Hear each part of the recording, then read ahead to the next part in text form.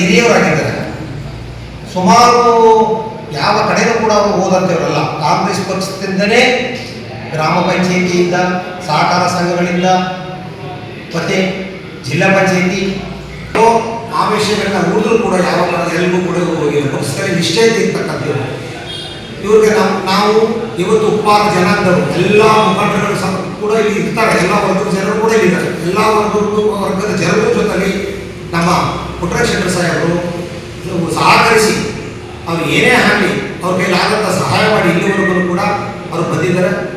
ಆದ್ದರಿಂದ ಇವತ್ತು ನಾವು ಬೇಕಾಗಿರೋದು ಉಪ್ಪಾರ ಕರ್ನಾಟಕದ ಉಪ್ಪಾರ ಜನಾಂಗದವರು ಎಲ್ಲ ವರ್ಗದ ಜನರ ಸಹಕಾರದಿಂದ ಇವತ್ತು ನಾವು ಬೇಕಾಗಿರತಕ್ಕಂಥದ್ದು ಇಷ್ಟೇ. ಸಿದ್ದರಾಮಯ್ಯ ಅವರು ಮತ್ತು DK ಶಿವಕುಮಾರ್ ಅವರು ಎರಡು ಕಣ್ಣಿದ್ದಂಗೆ ನಮ್ಮ ಉಪ್ಪಾರ ಜನಾಂಗನೇ ಒಂದು ರೀತಿಯವರು ಬೆಳೆಸ್ಕೊಂಬಂದಿರ್ತಕ್ಕಂಥವ್ರು.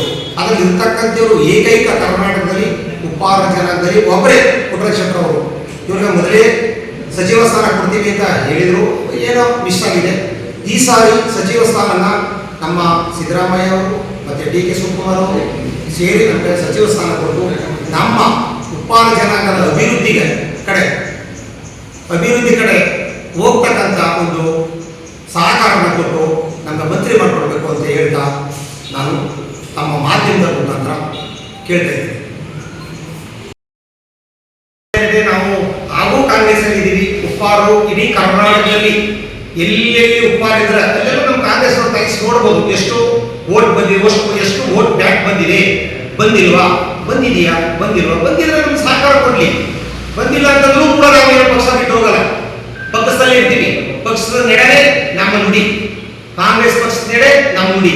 ಆ ರೀತಿಯಲ್ಲಿ ನಾವು ಉಪ್ಪಾರ ಇರ್ತಕ್ಕಂಥದ್ದು ಕರ್ನಾಟಕದಲ್ಲೆಲ್ಲ ಅಂತ ಹೇಳಕ್ಕೆ ಇಷ್ಟಪಡ್ತೀವಿ.